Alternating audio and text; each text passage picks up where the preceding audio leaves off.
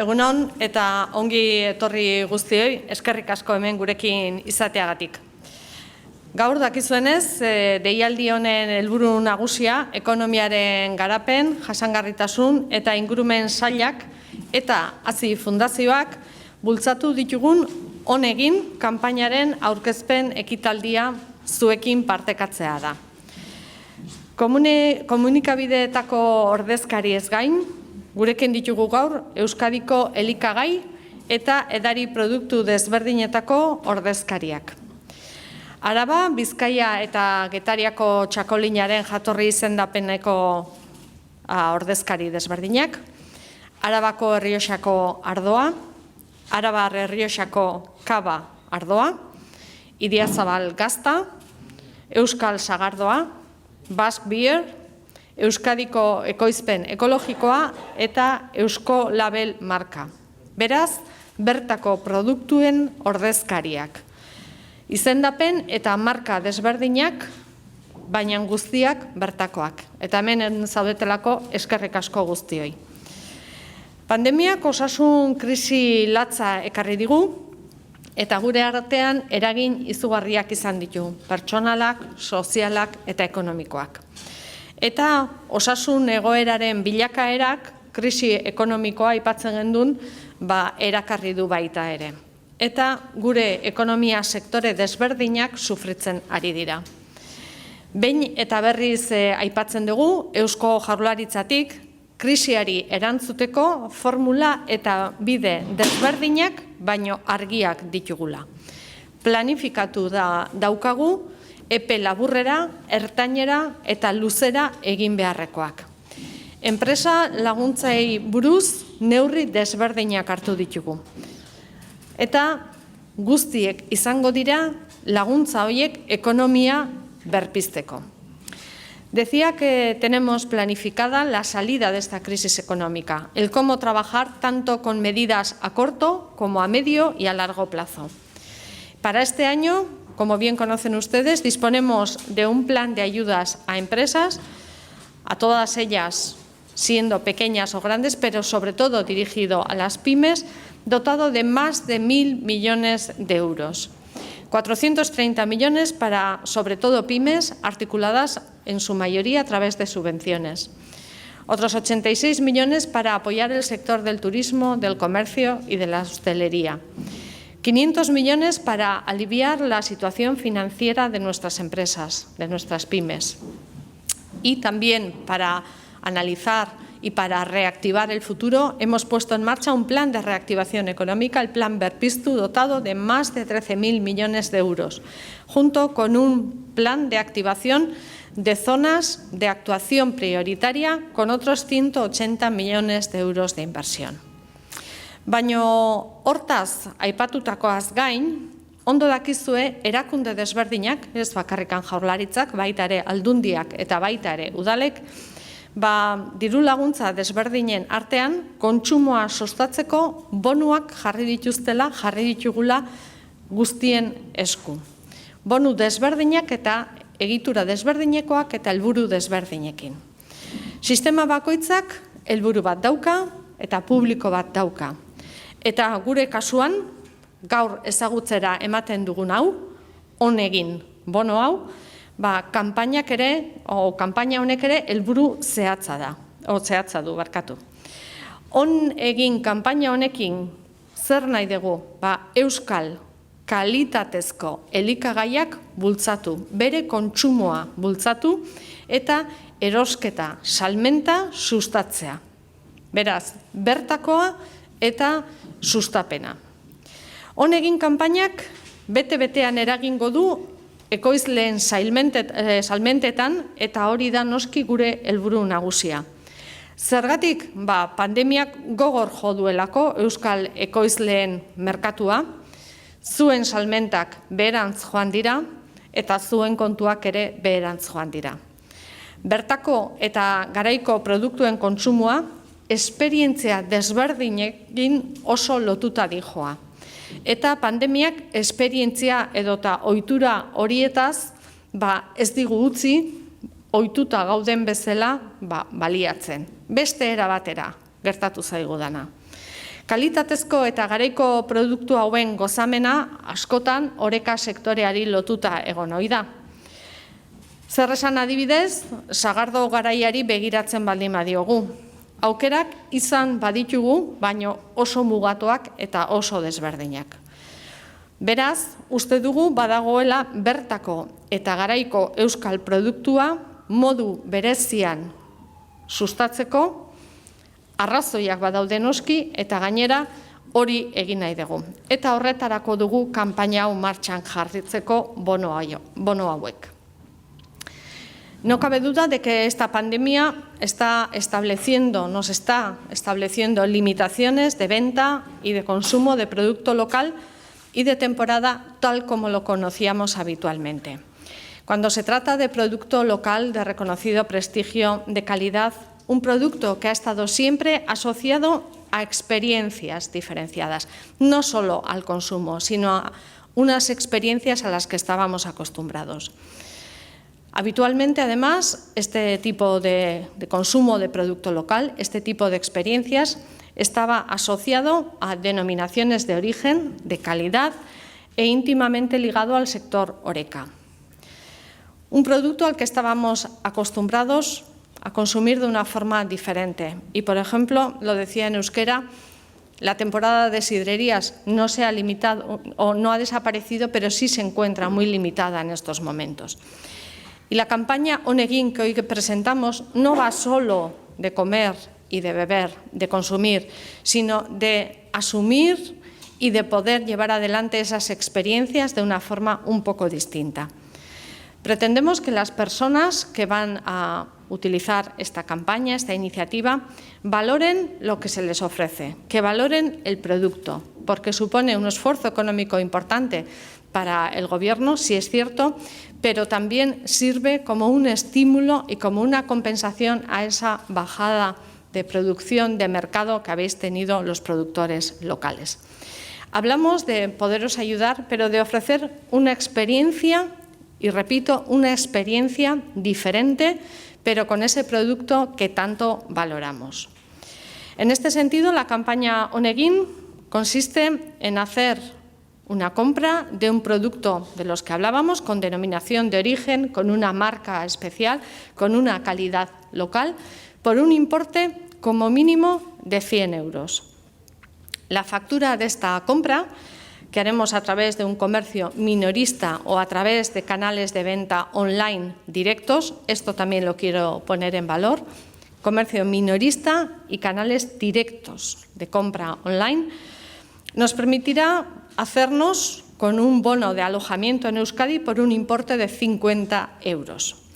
Este bono nos servirá para, a partir de junio, en un alojamiento de Euskadi, poderlo utilizar asociado a esta campaña Honegin. En definitiva, por una compra de 100 euros, las personas consumidoras se beneficiarán directamente de los productos locales, ayudarán a los productores y productoras de Euskadi en sus canales de venta directos, en esos comercios minoristas y además podrán disfrutar de una experiencia en un alojamiento de nuestro territorio. Si atendemos a las cifras globales, se van a emitir un total de 30.000 bonos, con lo que se generará una inversión directa de 4,5 millones de euros. 1,5 millones abonado por el propio Gobierno vasco y 3 millones que será la inversión que realicen los consumidores y las consumidoras. Ahora bien, esta campaña pretende contribuir, además de a fomentar el consumo del producto local y de calidad, a generar un hábito de consumo, es decir, que no sea un consumo puntual en este momento, sino que nos acostumbremos a disfrutar de esa experiencia de una forma también diferente en nuestras casas. Sembramos hoy para poder recoger a medio y a largo plazo. La campaña, además, abre una segunda oportunidad para dinamizar nuestra economía también de cara al verano, en esos alojamientos turísticos de todo tipo a partir del 1 de junio, que pueden además estar asociados a, de nuevo, un consumo en nuestros pueblos, en nuestras ciudades. Un bono de alojamiento que puede ser, decíamos, urbano o rural, de todo tipo. y que puede generar nueva inversión en los establecimientos. Pero esa es la segunda de las actuaciones. La primera y más importante es la de fomentar el consumo del producto local y decíamos además fomentarlo a largo plazo, no solamente en este momento. Kanpainari gaur bertan ekiten diogu. Oraindik kontsumitzaileok ezin dugu erosketarik egin, baina gaur bertan zabalduko dugu epea, ekoizleek edo merkataritzagune txikiek nolabait bere izena eman dezaten. Nola egin behar da hori? Hori egingo dugu gure web orrialdea erabiliz. Web orrialde propioa zabaldu dugu, 3V bikoitza, oneginbonoa.eus, non izena eman dezaketen gaurtik aurrera, gaurtik hasita, maiatzaren 22 arte, markatu.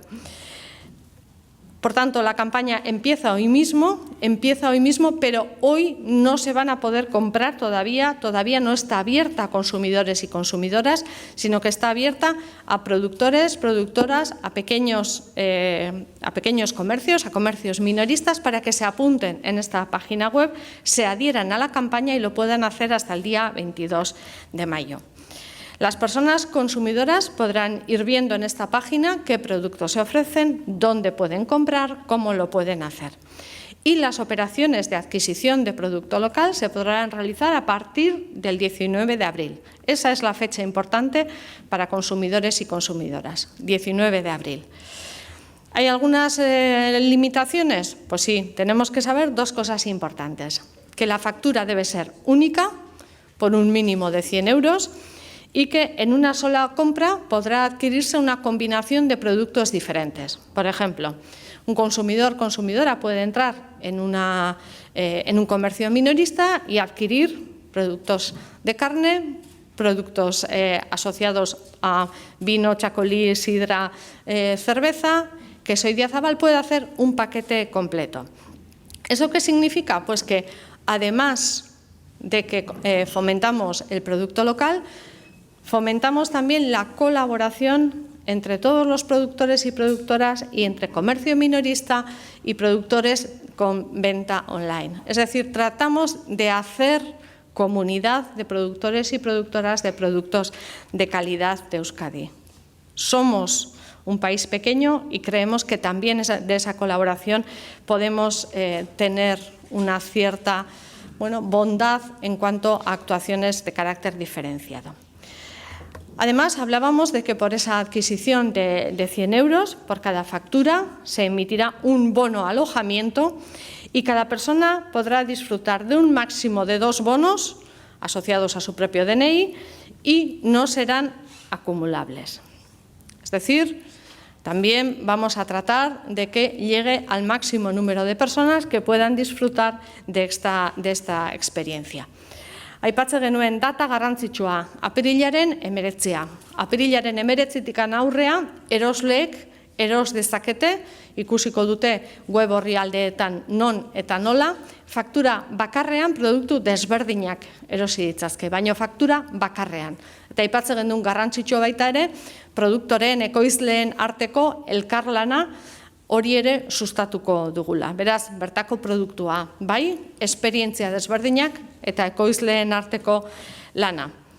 Erakusleio paregabea dugu, horrelako bonua martxan jartzean, eta iruditzen zaigu jarri behar dugula ekoizlea eta bere produktua kanpainaren erdi-erdian. Hori da gure helburua.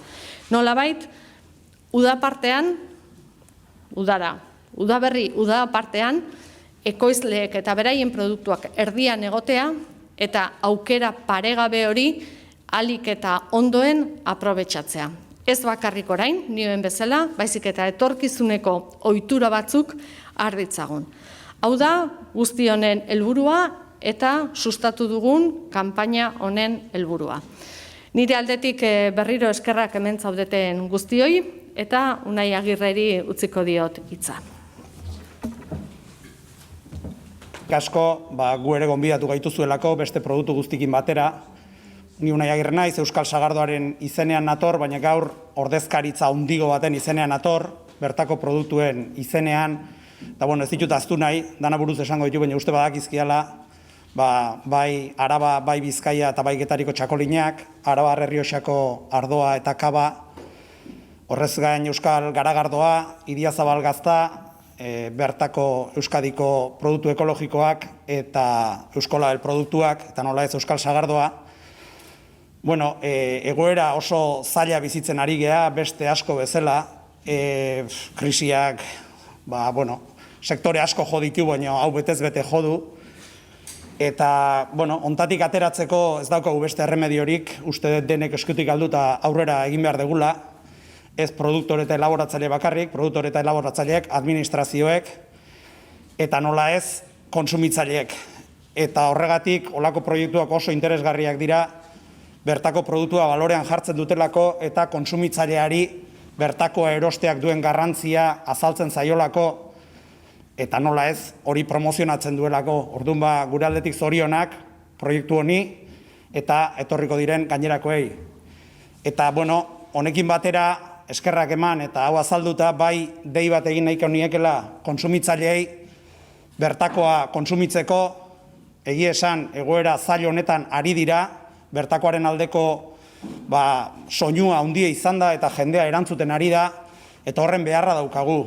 Batetikan, bertako produktore elaboratzaileek aurrera segi behar degulako, horrez gain gure inguru giroa, gure paisaiak ere dagon bezala egon behar bali badu, bertakoaren aldeko apustu egin behar deulako, baina oso garrantzitsua dana, bertakoa konsumitzea, kalidadea konsumitzea dalako, eta osasuna konsumitzea dalako, eta hori azpimarratu nahi nuke.